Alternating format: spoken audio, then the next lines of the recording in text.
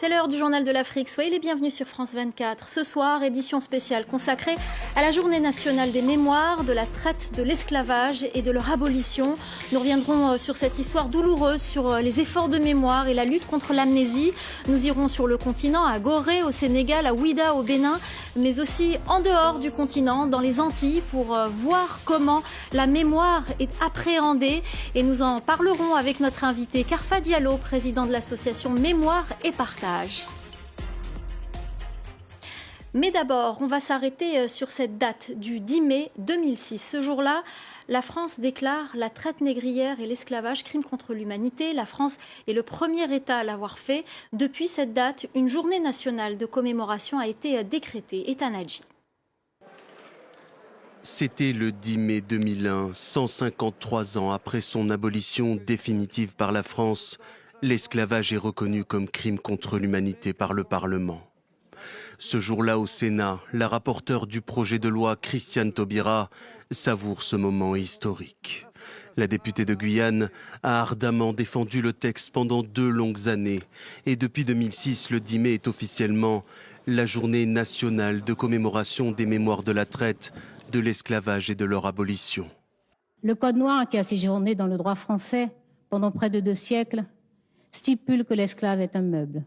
Cette inscription dans la loi, cette parole forte, sans ambiguïté, cette parole officielle et durable constitue une réparation symbolique, la première et sans doute la plus puissante de toutes.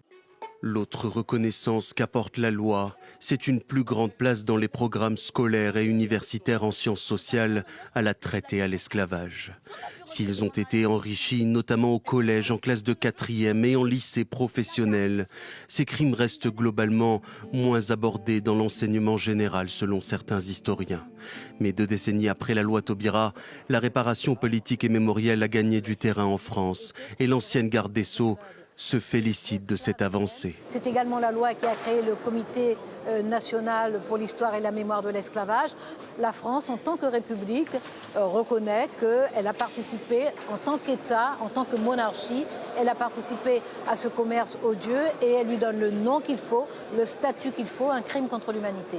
Reste la question de la réparation matérielle, un casse-tête juridique et généalogique qui divise jusque dans les rangs des associations et descendants d'esclaves.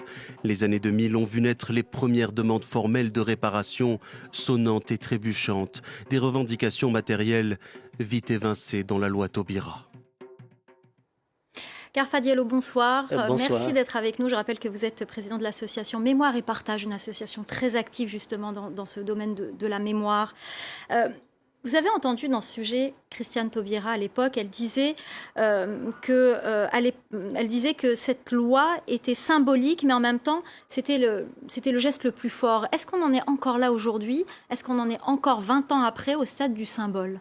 La parole symbolique était indispensable. Elle devait être forte, elle devait être solennelle. Et je pense que la France peut être fière d'elle-même. Elle peut s'honorer d'avoir été et d'être encore le seul pays européen à avoir déclaré la traite et l'esclavage des Noirs crime contre l'humanité, le seul pays européen à avoir une journée nationale de commémoration de l'abolition et des résistances contre l'esclavage et la traite des Noirs. C'est le seul pays où on a, depuis 2006, régulièrement tous les chefs d'État qui se prononcent sur le sujet et qui mobilisent des initiatives. Donc, cette réparation symbolique, elle était importante.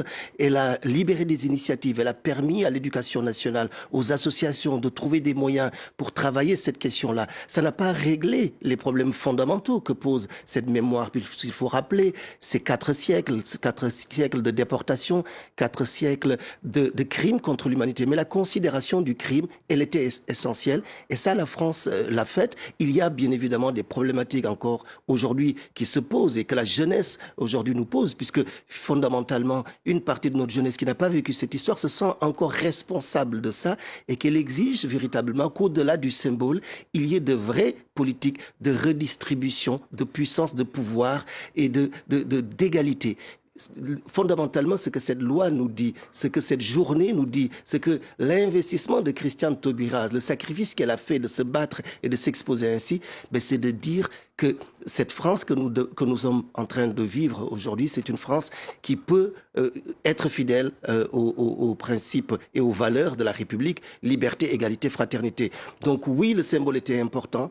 Et je pense que la France peut s'honorer de cela, mais il faut aller plus loin. Et je pense que ces nouvelles exigences, elles impliquent cela. Alors on va quitter la France, je vous emmène au Sénégal, un pays que vous connaissez très bien. Le pays a lui aussi sa date de commémoration. Il s'agit du 27 avril, c'est le seul pays africain à avoir reconnu l'esclavage comme crime contre l'humanité. Parmi les lieux symboliques de cette mémoire, l'île de Gorée et sa tristement célèbre maison aux esclaves. Notre correspondante Sarah Sako s'y est rendue. Je me trouve dans l'une des ruelles typiques de Gorée.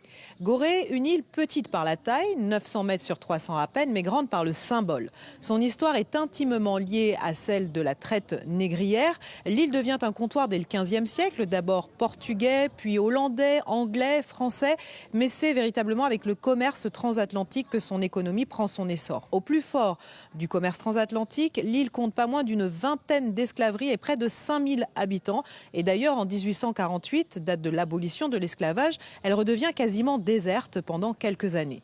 Que reste-t-il aujourd'hui de cette histoire? D'abord un lieu, la Maison des Esclaves, connue dans le monde entier. Nous nous y sommes rendus en compagnie d'Éloi Colli, le conservateur de cette institution. La mémoire est préservée à travers évidemment d'abord la Maison des Esclaves et à travers également tout ce qui existe ici, toutes les bâtisses et autres. L'île est classée donc patrimoine mondial. Il s'agit évidemment de préserver la mémoire des victimes. Nous attendons de tous, évidemment, la compréhension de cette histoire parce qu'elle est la résultante, évidemment, d'une discrimination. Or, les discriminations sont encore là. Le Sénégal commémore chaque année la mémoire de l'esclavage en vertu de la loi du 27 avril 2010, adoptée par les députés sénégalais et qui reconnaît l'esclavage et la traite négrière comme des crimes contre l'humanité. Le Sénégal est l'unique pays africain à avoir adopté une telle loi. Alors Karfa Diallo, le Sénégal est l'unique pays africain à avoir adopté une telle loi. Pourquoi les autres pays ne l'ont pas fait ? C'est vrai que le Sénégal, sur ces questions liées à l'histoire et la mémoire, a eu des dirigeants qui ont été très visionnaires. Et il faut reconnaître que, effectivement, le Sénégal est le seul et unique pays africain à avoir déclaré la traite et l'esclavage crime contre l'humanité. Bon, Gorée, vous l'avez présenté, mais Gorée, c'est le symbole. Gorée a été beaucoup moins important que Ouidah et comme d'autres ports sur la côte. Mais oui, le Sénégal a voté cette loi. C'est une loi d'ailleurs qui a été votée sous une action de lobbying de notre association qui avait réussi à convaincre la... Et ce n'est pas suffisant. Ce n'est pas suffisant. Pourquoi? Parce que le Sénégal vote la loi en 2010. C'est lors du 50e anniversaire de l'indépendance du Sénégal. Le président Wade nous reçoit, vote la loi, décide d'une journée nationale de commémoration qui est le 27 avril de chaque année. Entre nous, il y a plein de gens qui me disent qu'il n'aurait pas fallu choisir le 27 avril parce que c'est une date française. Mais pour moi, ce qui était important, c'est de marquer le souvenir et que l'État sénégalais, au niveau de ses plus hautes autorités, puisse se tenir chaque année. Et c'est ça la véritable problématique que nous avons, c'est que l'État sénégalais ne commémore pas en réalité cette date du 27 avril. Chaque année, c'est ma petite organisation française et qui est aussi basée au Sénégal qui, avec l'aide de la ville de Dakar, il faut le reconnaître, commémore le souvenir de l'abolition de l'esclavage et des résistances. C'est parce qu'il y a en Afrique, je crois, des contradictions véritablement autour de ces questions. Bien évidemment, il y a des responsabilités africaines et je pense qu'il faut qu'on le dise. Et je me rends compte que de plus en plus c'est dit, que ça c'est dit à Gorée, c'est dit à Ouidah. Je crois que c'est absolument essentiel que l'Afrique se présente comme acteur de cette histoire-là et non pas seulement comme victime.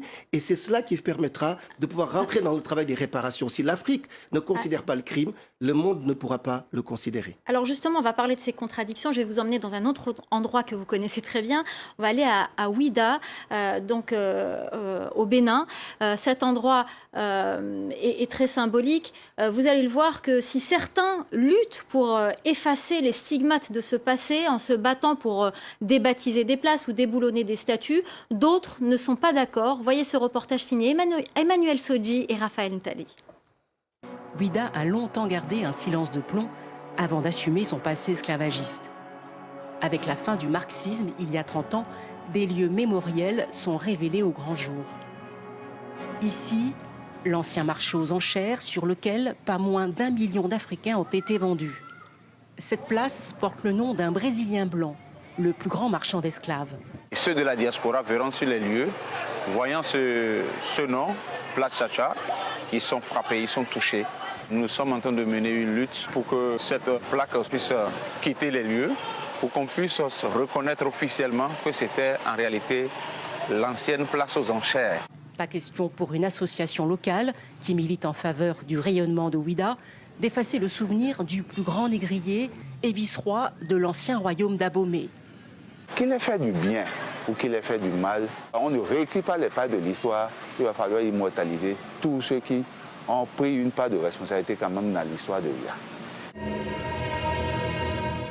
La route empruntée par des centaines de milliers d'Africains enchaînés fait partie d'un circuit mémoriel depuis les années 90. Au bout de cette piste de l'enfer, cet ancien entrepôt de marchandises humaines. C'est la dernière étape avant de quitter définitivement le continent.